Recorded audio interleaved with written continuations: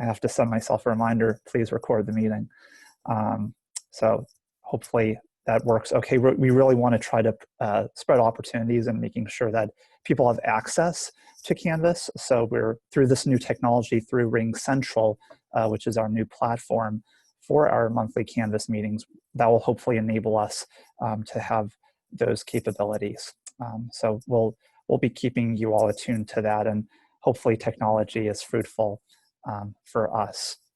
But I want to make sure that we go through some general procedures. One is that you all have access to the chat box. You're welcome to share questions and thoughts at any time.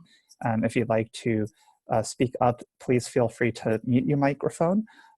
Otherwise, we encourage you to please make sure it is muted, just so we don't pick up any background noise. And I know you all have access to our Canvas meeting agenda on our Google Drive, so that kind of lists out our general meeting plan. And our meetings are generally about 1 hour in length. So just some updates that we want to share with all of you. Some of them are pretty standard, but a few additional things as well. One is that we definitely want to make sure that you all are on our listserv, as this is now our primary means of connecting with individuals. So please feel free to be part of that. Also, we want to let you know that per a lot of good feedback and recommendations on that college autism programs list that we had assembled later last fall, that was about a year in the works, we have made some updates to reflect, one, some little minor corrections and errors, and also two, to reflect some additional programs that weren't part of the mix. So you can see that on the CAN website, and there's a link for that in our meeting agenda. And if you continue to have feedback on that front or any recommendations, we welcome that. There's an email address listed within that PDF for your reference. And we hope that serves as a good resource and guide for all of you in your roles as practitioners and researchers and parents and other individuals connected to the autism community, or if you're a self-advocate yourself and can recommend programs to those in your own networks. So those are just some general Canvas updates. I did want to make sure if Lee, if you have any updates that you want to relay on your end, just want to have that space. Yeah, hi everybody. I know that several people have been in touch with me asking about our dates for the 2020 College Inclusion Summit, which will happen this fall. We just had a little planning glitch in that a couple of our proposed hosts had to back out, and so we had to kind of step back for a little bit and work with NASPA to do some identifying of potential locations. And so our hope is that by the end of March, we will be announcing the city and the specific dates. I can let you know that our dates are going to be somewhere between the last week of October and perhaps the second week of November. So there's about a 3-week window that we're working with right now. So stay tuned, and I'll put that on the Summit website. It'll go out on the CAN website. We'll send it out via all of the different lists that we have. That's it. All right, thank you, Lee. I know we're all anxiously awaiting a word on that front. I'm on the edge of my seat, literally. So yeah, we'll be excited about that. That'll be our 4th College Inclusion Summit, hard to believe. So thank you, Lee. I want to turn it over now to one of our working groups. We have the Cross-Institutional Working Group, and representing the group today is Siva. So over to you. Yeah, thanks, Brett. Hi, I'm Shiva, and representing the working group today, working with Kristen. I know Bella is filling in for Kristen while she is on sabbatical.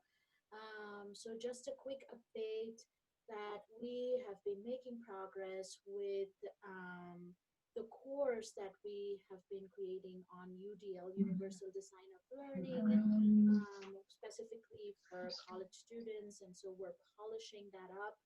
And then I think it would be helpful to have a meeting next time. And I've just attached a link to the Word document there below. So if you haven't seen it already, if you can click on that link and then complete the doodle poll, so we can find a time for us all to get together and kind of fine tune and finish up that the UDL course that we've been working on.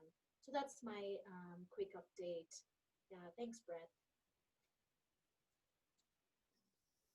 Thank you, Shiva. So yeah, definitely encourage folks to check out the doodle poll, and that'll be in the meeting minutes as well. So in case folks aren't physically here for the meeting, they can access that at a later point.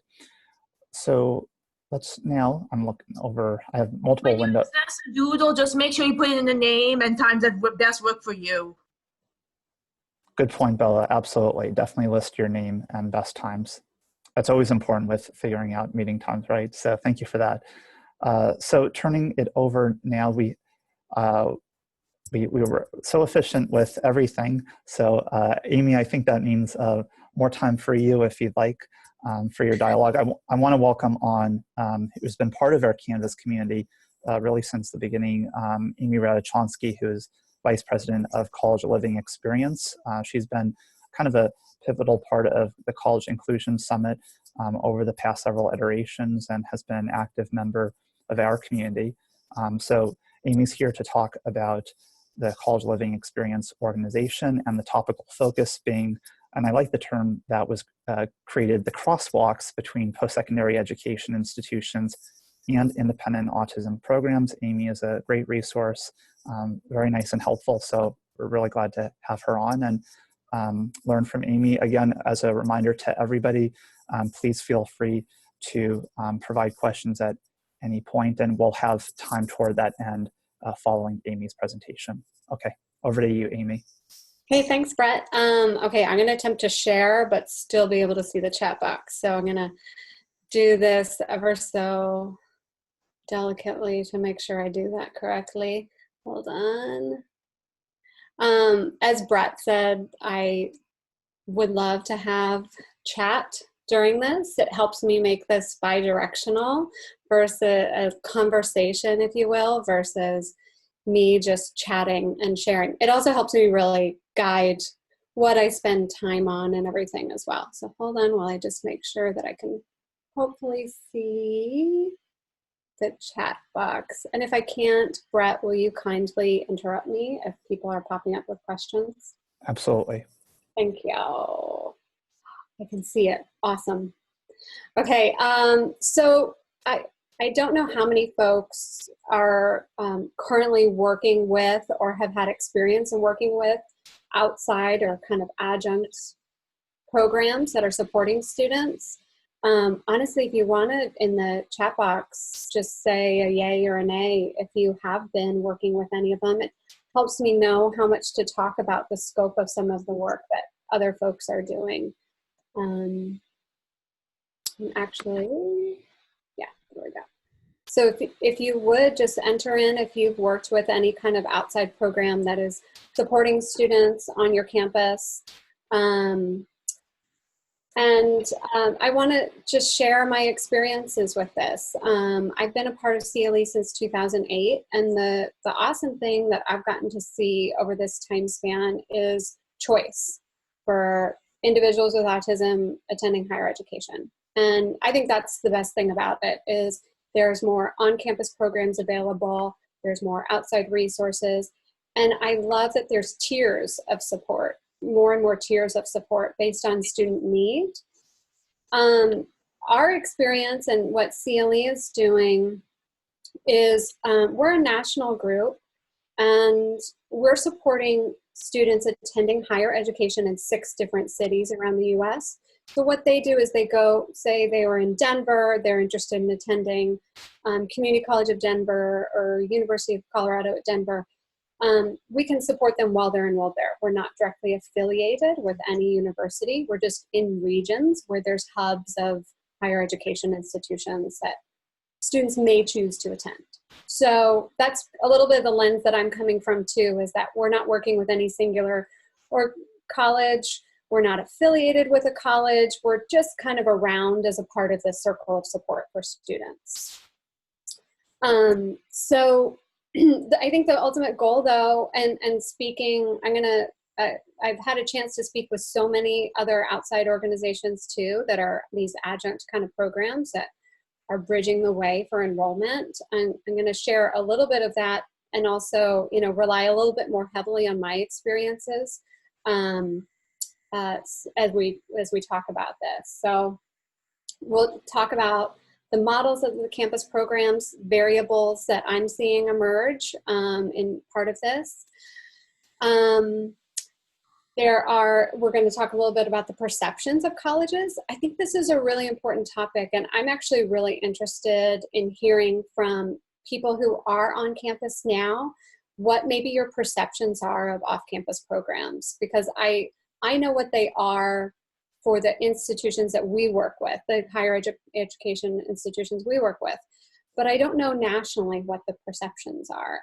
So I'm going to just share what the feedback that we've gotten and received from the organizations we work with. We try to make sure that we are being a complement to their services, not a hindrance to the work that they're all doing. And then share some of the perspectives of that I have of things that you might want to be asking organizations.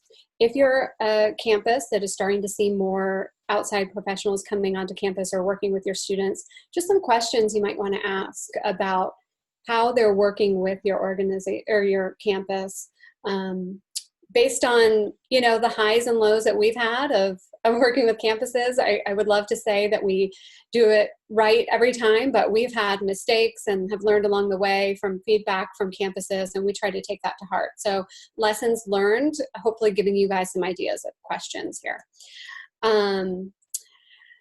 And so one thing about our space of looking and helping supporting students in higher education, we're really looking at from the whole picture. And I know everyone is to some extent, but we're starting this look at and guidance for students in not just their education, but really focusing really heavily on career and what that means for them.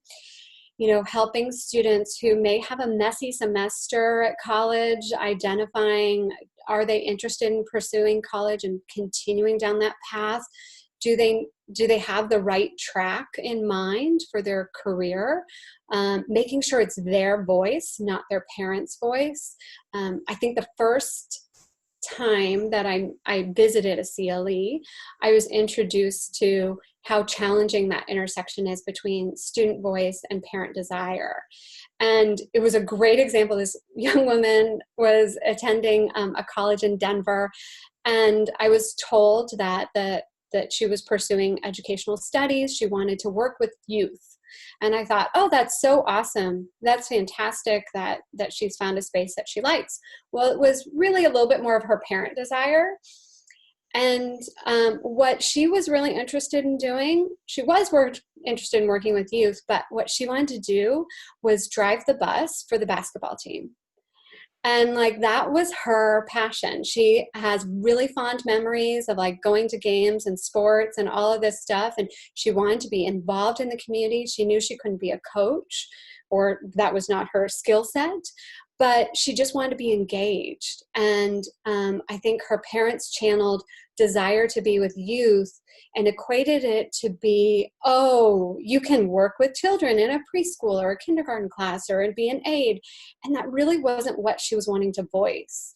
So that was, that sticks out to me as my first experience at CLE, and this delicate balance between student choice and parent support and what that means. So we're trying to help them guide looking at their education and career and what that trajectory really looks like for them. So, and then independent living, I put independent in quotes because I don't live independently. I have slews of people that help me, from friends and family to my dry cleaner to I travel a lot for work, and so I don't have time to tend to my garden, stuff like that. But let's look at what independence really is, and we're going to work towards fostering learning to manage all the stuff of life on your own and having healthy relationships. So within the scope of our program, that's one of the things that we're doing, is we have an eye on these areas. From speaking with a lot of other adjunct programs, they're doing a lot of similar work. Sometimes there's more focus on one area versus another, but because we're not really on campus, we get the chance to look at a little broader lens of some of these things going on.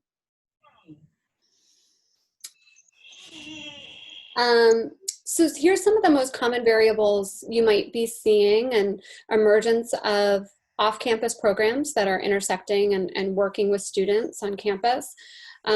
Individuals, or private organizations. There's a whole variety of things going on in that regard.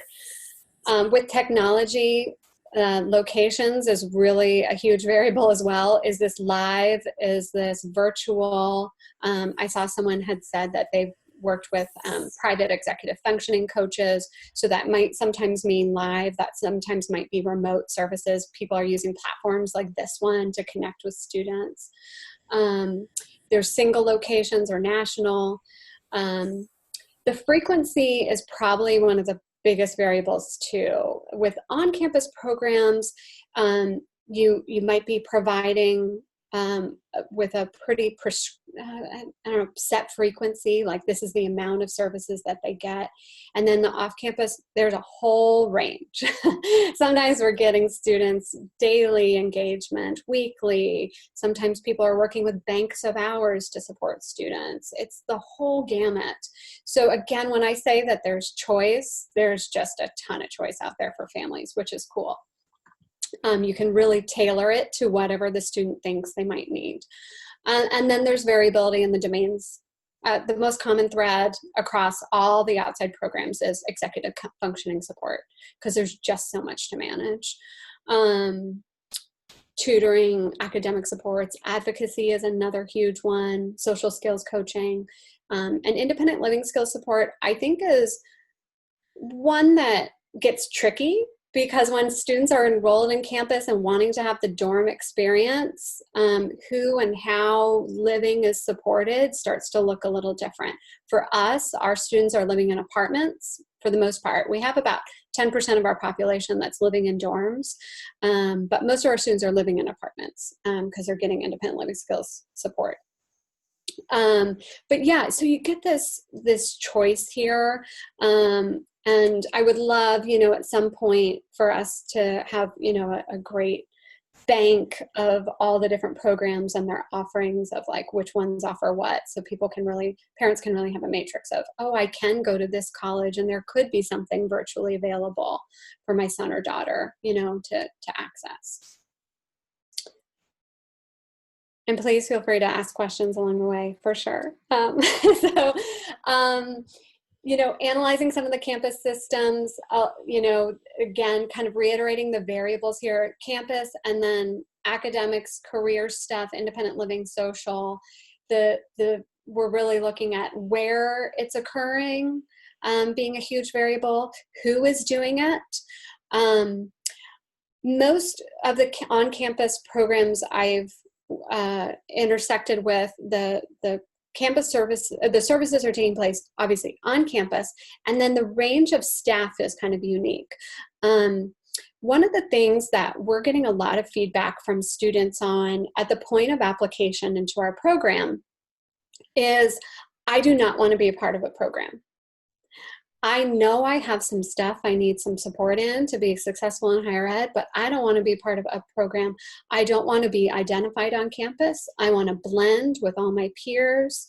I want to be sure that I'm able to connect and have the same experience that either my friends, my siblings, or just any regular college student.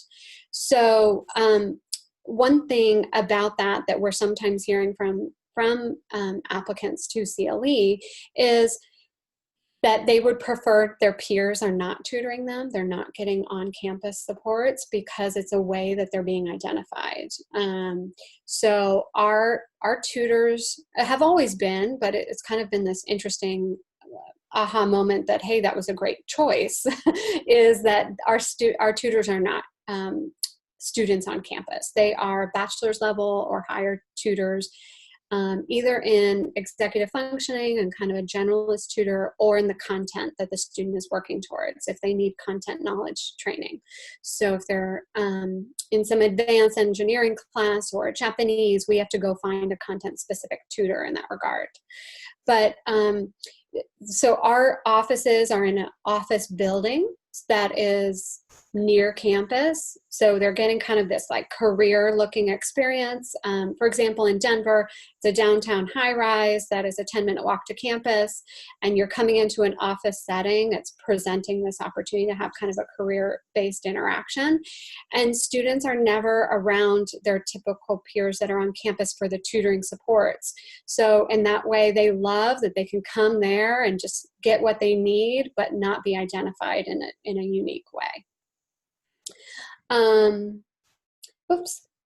So the other cool moment of reflection that I've had in working with these adjunct services and kind of looking at what campus supports can provide and have available to them, and what is maybe a strain on their resources that are available to them, is there's some great work by David Conley out of University of Oregon. He's a mentor to me, and oddly, I worked on some of his initial studies surrounding college and career readiness back in like 2000. And I never thought that I'd fall into this space, but he talks about the 4 keys to college readiness being cognitive strategies, content knowledge, academic behaviors, and contextual skills and awareness. And this is just for all students. And then all of a sudden, I was working in autism programs, and I stumbled into working for CLE, and I went, oh, wait a second. All of this is really about our students here as well.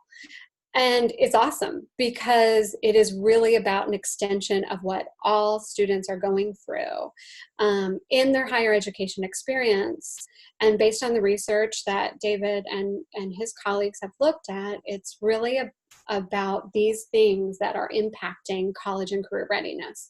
And the ones that we're predominantly focusing on, and I've deduced that most adjunct programs are working on, is these academic behaviors and contextual skills and awareness.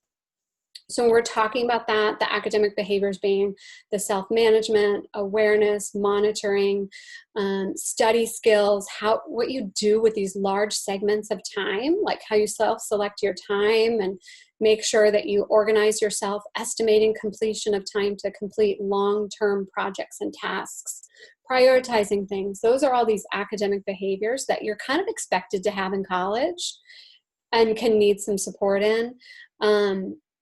At some of the off-campus programs are working a lot on those kinds of things. It really comes back down to like executive functioning skills, right?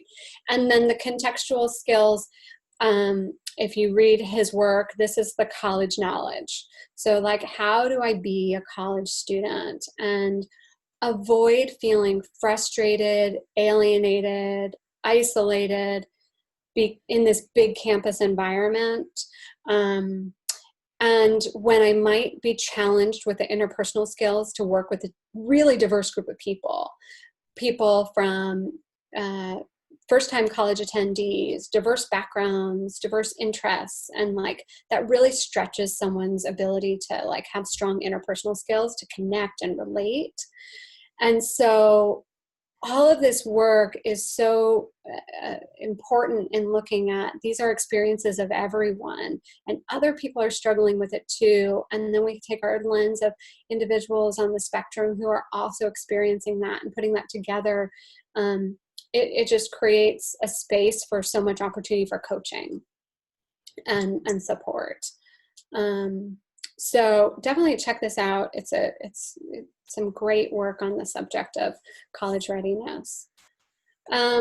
So I'm going to jump into the perceptions of the campuses we work with. hopefully to lend, itself a little bit to thinking about why off-campus programs are even present. What is their purpose and goal? And, our goal at CLE is to be temporary and work ourselves out of the job. That we're here for like a short period of time to touch upon the integration into campus. And potentially then at the other end too, we're sometimes seeing students come to us after college. They go, okay, I got my degree and everything, but I don't know how to live in my apartment and obtain a job now.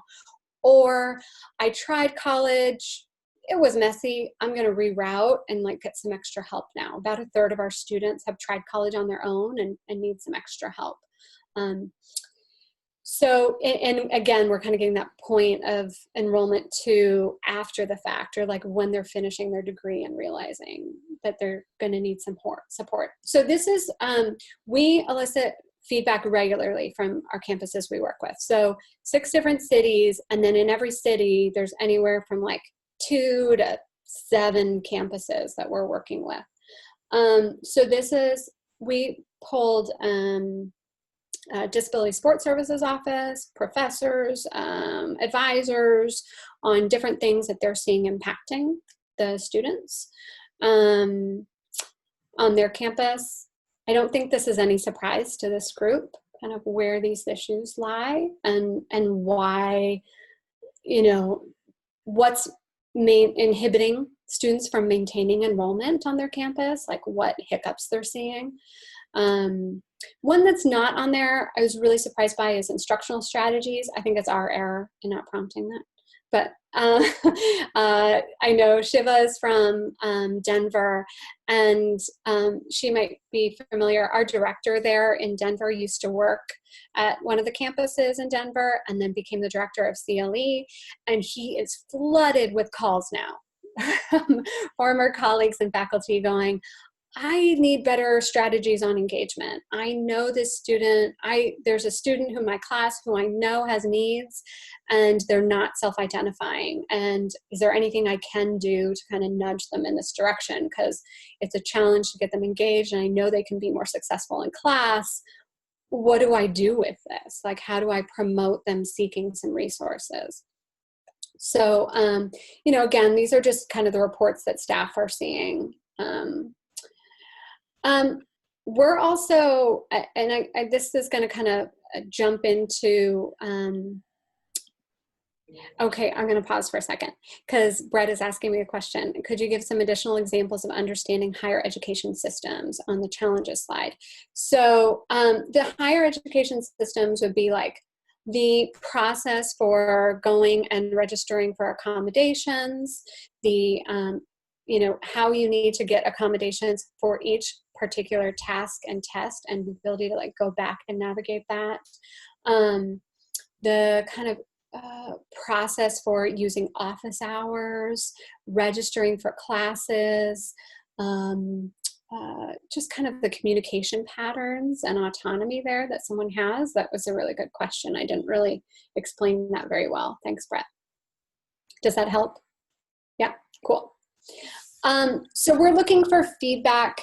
And actually, one of the things that we always want to know is, do people see us as a help or a hindrance to their job on campus? Faculty time and resources are strained, and so we're looking for perceptions of campus staff to help us understand, are we doing the right thing? Have we found a right way to engage with the campus and respect their systems and processes? So we ask that through a variety of questions. So some of that being showing professionalism, just basic, are our staff doing the right thing when they're communicating with staff? Our CLE staff supporting students in understanding systems. So this is a big thing. We do not want to do for the student. We want to, be present and come alongside them to understand it.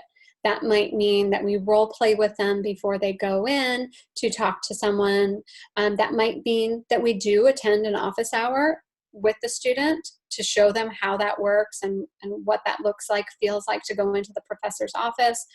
But their role is to say, hi, this is Amy. She's with me. She's a coach of mine. You know, she's going to sit and listen. So they're learning how to do that. So we want staff to be respecting the systems there and teaching the students how to use the systems, but not do it for them. Respect, and that kind of ties into respecting campus programs and systems. So strongly agree is what we're looking at here, that we're hoping that we're doing most of the time. There is one, you know, there's some NA or a strongly disagree. You know, we have had situations where professors have given us feedback, hey, we don't want someone else present with the student. You know, we roll and respect with what the feedback is given to them. The big thing that we want to know too is, are we saving people time? Like, we don't want to be a hindrance on their time, and it sits in that strongly agree or neutral category for the most part. And support without hindering their role is huge. So we're hoping that staff are feeling, I don't mind that you're there coaching the student or role-playing with the student or helping guide them through this, as long as you let me do my job. And as long as you let me follow my procedures and systems and respect the way that our processes work on campus. So we're constantly looking for feedback with that. The other thing that we're wondering from campus staff and their perceptions of outside organizations, so are we a resource for them? We have had different times where we've provided staff training, but it's few and far between. But we asked staff, have you contacted CLE staff to efficiently support a student if they know that something's going on? They are you know, needing some extra coaching on how to follow a system appropriately. They're reaching out to us. Student affairs issues is a big thing. We talked about this a little bit at CAN too, like when we see student affairs, Title IX issues arise. We had a student at one of our campuses be accused of stalking a woman. This is a common thing where the student is like just misperceiving some of the interactions. We're trying to coach the student on, hey, this individual did accept you to be a part of working with them, working alongside them, but now texting them continuously or always sitting by them in class or following them around campus starts to cross a line where it's no longer appropriate to be doing so. So we have had campus staff reach out to us to help problem solve and navigate, like coaching the student on these issues so it doesn't become a larger issue. Classroom management issues where a student is perhaps making vocalizations or pacing in the classroom in a way that's distracting to others, and they're trying to find a nice balance of how the student can have their sensory input that is appropriate, but find a way that it's not distracting to their peers as well. So they've reached out to us to say, hey, can you work with them on a new strategy, a different strategy? I don't know why it's so blurry, but so we also ask, has the CLE supports helped maintain enrollment, right? Because this is a huge variable. How do we help students maintain enrollment, persist through their degrees to help them get to where they need to be? And 91% said yes, 9% said, I have no idea. It's not applicable to me. So that at least gives us a barometer. Okay, they know that the student is getting something that's important to them. I'm going to just jump ahead to questions for time and sake and everything too. But I think that seeing the array of services and the variables and how people are being supported, here's some questions that if I were on campus, I would want to know the answers to in order to understand how this gels with our campus systems and what we already have available. Because you may have something available on your campus, but you recognize a gap, or you're getting feedback from students to do blank, but you don't have the budget or resources to do blank. So how could they work in harmony to complement each other is something that you have to assess. But these are just the basics. You know, what's the scope of the services? What are your expectations of what our role is? For us, we have no expectations of the campus. You know, we're just asking that we go and build a relationship with them for the sake of them knowing who we are if we are on campus helping a student advocate. But there's no expectation that they do anything with us. The hope is that we're no strain on their time at all. But, you know, I don't know what other partnerships look like. Asking about how they'll accept feedback. We try to do check-ins like the surveys I shared with you of what perceptions are of people, make sure that we're continuously improving or responding to the needs of what's going on. But it's important to know that you have a space for feedback, since this is potentially people that are part of an outside organization supporting students. Who's providing the services, where they're being provided. Ours are off campus for the most part. So again, it doesn't intersect with campus. I do know some organizations are working more on providing some things on campus or finding space or a room on campus. And those are different logistics and boundaries and bureaucracies to deal with that may or may not impact your campus. And then asking them about making sure they understand the system. So as an example, we had a professor reach out to us in our Austin campus and said, hey, I don't know who wrote this paper, but it was definitely not the student. Need to make sure that it was not one of your team members. And they were really concerned that there was a we're doing for the student versus supporting them with. Well, it turned out that the student actually was not using us, but was using their parent. And the parent had written the paper for them. This is real. This has happened. We've seen this a lot where parent over-involvement comes into play. They get worried. They're trying to support. There might be a whole slew of really real reasons for them that they feel like they need to do this, but they were not respecting and understanding the campus practices and doing for their son or daughter. So yeah, it was a chance for us to go back and say, hey, we have now taught the family as a whole the expectations surrounding their work and honoring the integrity of the class and the assignments and making sure that it reflects that student's work is the most important thing. So, you know, making sure that campus, if you're working with an adjunct program, how are they educating and supporting families to also respect that too, and their team members to respect those systems. And I didn't touch on that, but that's a pretty big thing, is family involvement. And we're kind of a filter for some of the family involvement sometimes too.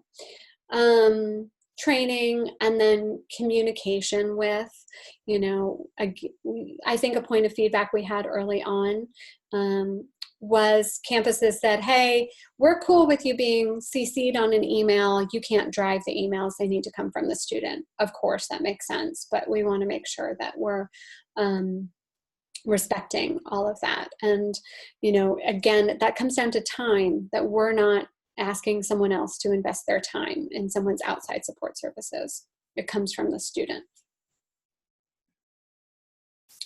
So those are just recommended questions as you see off-campus programs emerging, you know, understanding more about them and how they'll intersect with you.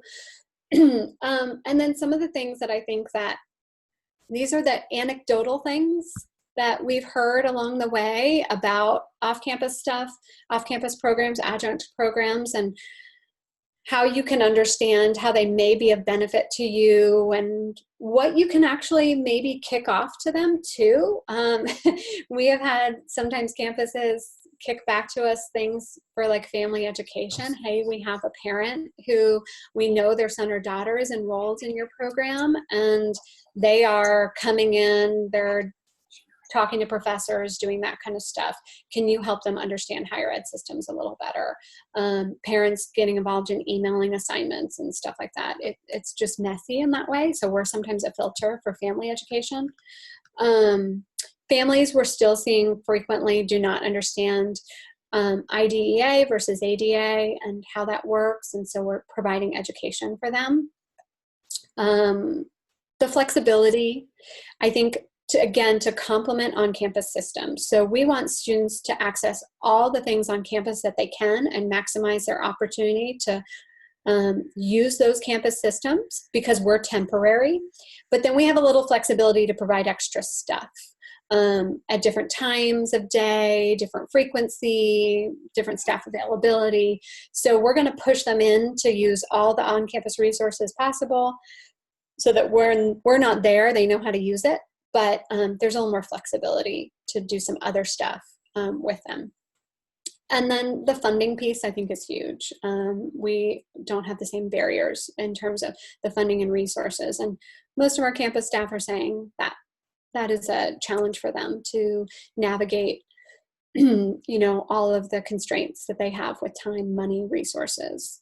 And hopefully we're helping maintain enrollment to build back into your university because students are maintaining their enrollment, persisting to a degree, and having success in that regard. So that's where I left it. I probably went too long, Brett, sorry. Totally okay. We have the time. You gave it to me, so I took it. But I would love any questions that you have either about trends in the off-campus programs, like what they do and don't do, what CLE does. I'm open to any questions y'all have.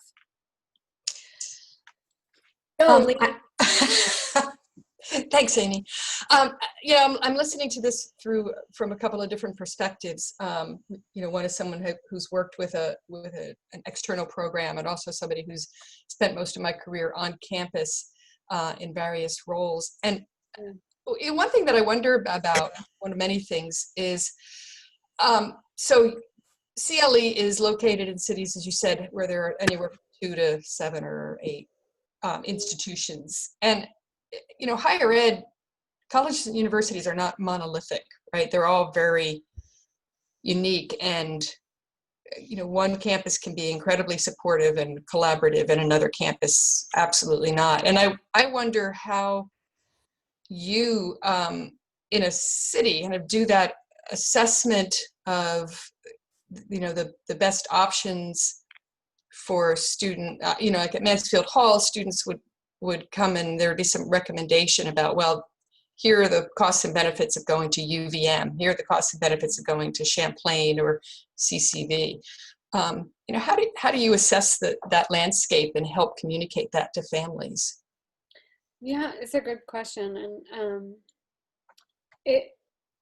I think that there's one, I'm going to be candid, that some we've inherited as like, well, we're here now and we're going to have to deal with the way that they operate, even if it's maybe not quite as optimal as another place. So I definitely know where I feel like we have the mecca of like the perfect cultures and others that are workable and balanced, but challenging. And I think it goes back to just presenting neutrally to a family, here's what you'll need to be able to do. So to attend blank college, your son or daughter will need to be able to demonstrate X, Y, Z. Here's what we can do and how we can intersect with the campus at this location. So it's just more speaking about environment, skill sets of the student in order to participate with that campus and with those, hoops that they might be jumping through there. But I think that also one of the benefits is there's frequently turnover in these positions. So with every change in someone in the disability support service or accessibility office, whatever they call it in their respective area, there's an opportunity. So we don't give up. We're unrelenting. And okay, how are we going to go back and rework this relationship? Because with that person, they were a little bit more of a stickler on something, and they didn't,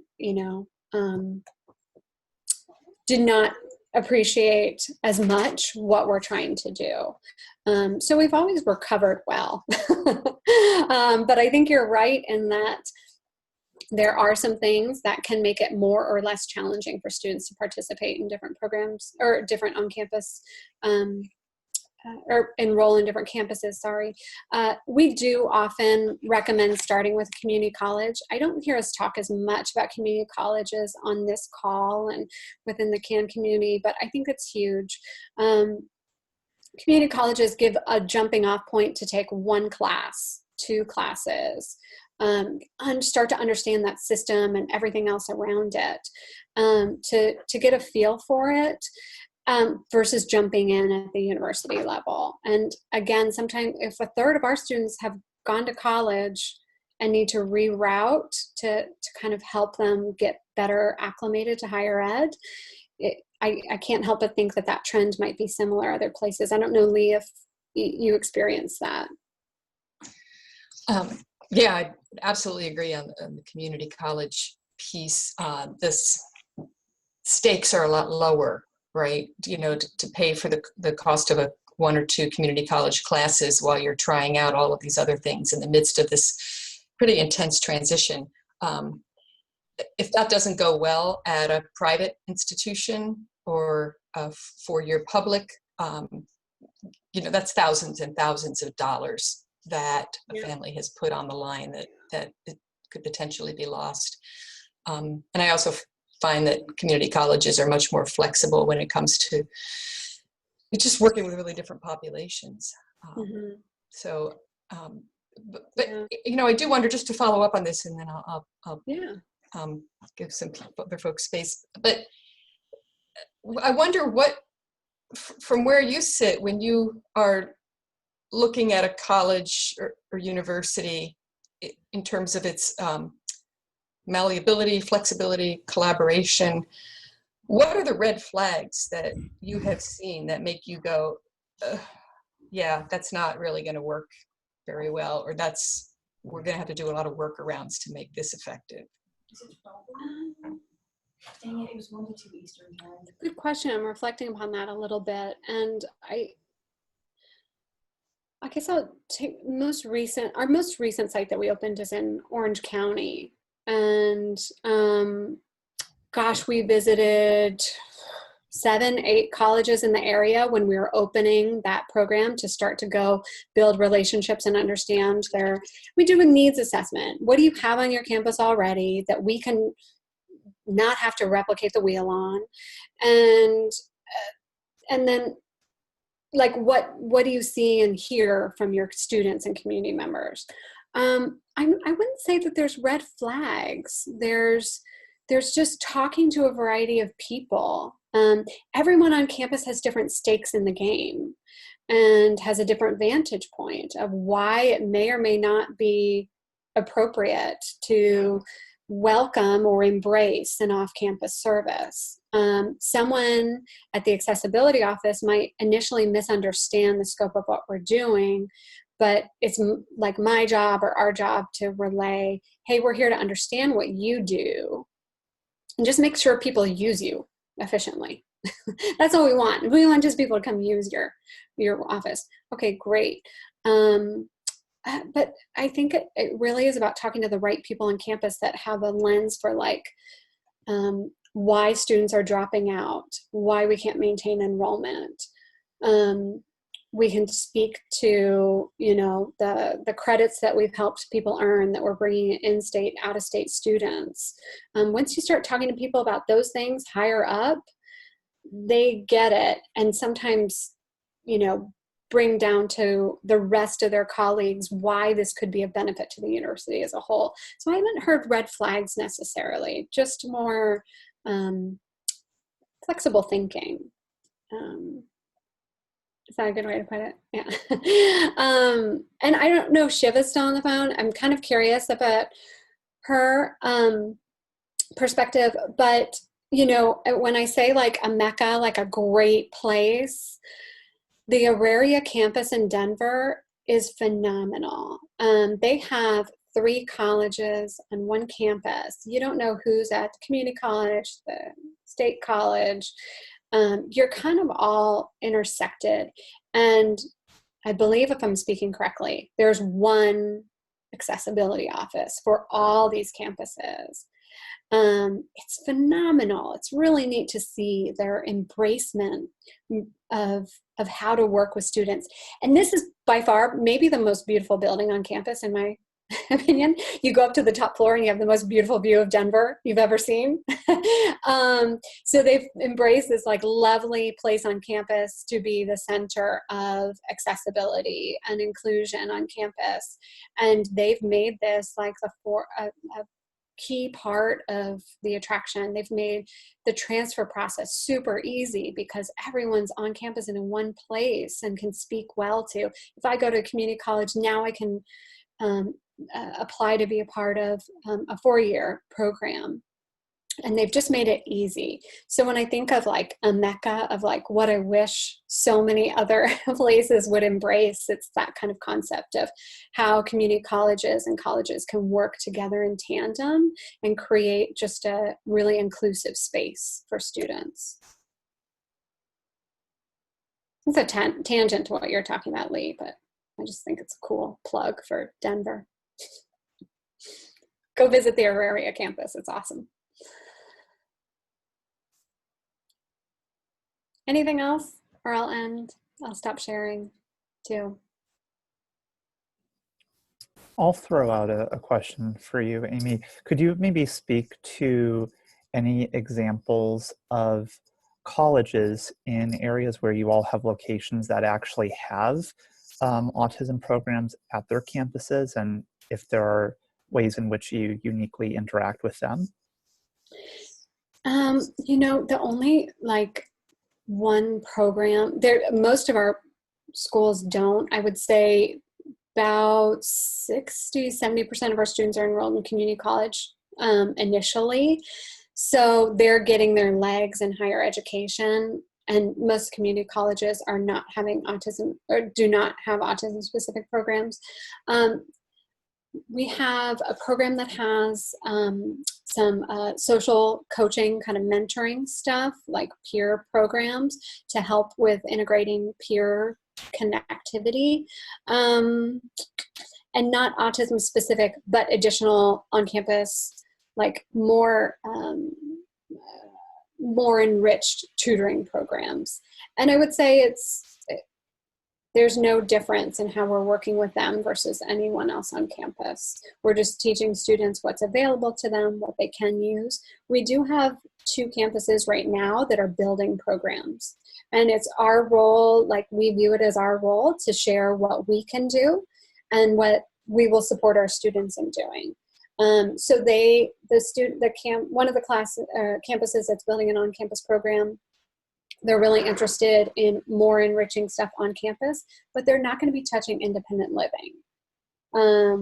So that's still going to be like our space of like, here's independent living skills supports, because that's something that they're not going to do is go into student apartments and help support learning how to live on their own, managing their finances, all of that. And they're going to do some career services, but not, they won't be doing job coaching, and it's more career assessments, inventories, job searching, versus going out and maintaining the job. And that's our end, is maintaining the job. So we'll pick up and tailor to complement what they're doing without, again, being redundant to it. Yeah, I was just going to use the word complementary. That's what comes to mind. That's what I view it as, is like, hey, we'll complement it and fill in the gaps. Everyone can be a part of a support network. It's great to have more people. Great, thank you. Yeah, and I echo the call. There's not enough work on the community college autism front, and I'm actually doing that work for my dissertation right now. But yeah, it's definitely emerging, and your statistic illustrates that high proportion. Yeah. So we probably thanks, Brett. Yep. Thank you. Appreciate it. Yes, if folks have questions for Amy that emerge after the call, we'll definitely have her contact information in the meeting notes. And yeah, we very much appreciate your time and resources, and this definitely sheds a light on how how many different students are being served by CLE. And I saw on the website that you all are going to have a branch in Nashville, I believe. We're opening another center, yeah, in Nashville. So it's crazy, but it's a huge need. You know, I think that, again, choice for people is awesome. People having the flexibility, and there's so many people that want to stay close to their home communities. And that's so hard, is like, how do I stay close to my home community but get the supports I need on my campus? So it's great that there's the rise of virtual supports too, if there's not something there. But we've had a group of people in Nashville for a while, kind of working to say, hey, please, please come. And so, yeah, we're opening with a small class of students. Wonderful. Well, we'll all stay tuned on that front. Thank you again, Amy. Thank you to all of you for joining us today. Just to give you a preview of what's to come on Canvas over the next few months. Next month in March, we're going to have Jody Duke and Jean Francis from George Mason join us, and they're going to be talking about co-occurring mental health issues and opportunities and strategies for college campuses. So that's going to be a really rich discussion that really is an extension of some conversations that Jody and colleagues shared at the most recent College Inclusion Summit as well.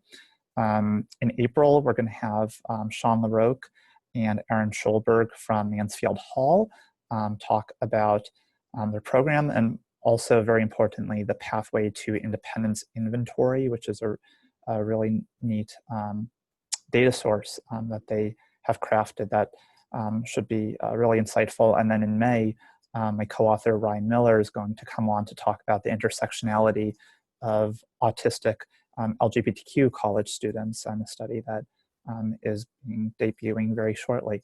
So we welcome you for those conversations. Those details are in our meeting agenda. The meeting minutes will be distributed in the next week. Hopefully, if everything works out okay, this recording will be able to be situated in a space where folks can access it at a later point. In the meantime, we encourage all of you to stay connected to Canvas via our Google group and listserv. And we look forward to seeing many of you, if not all of you, in the months to come. All right, have a good rest of your day.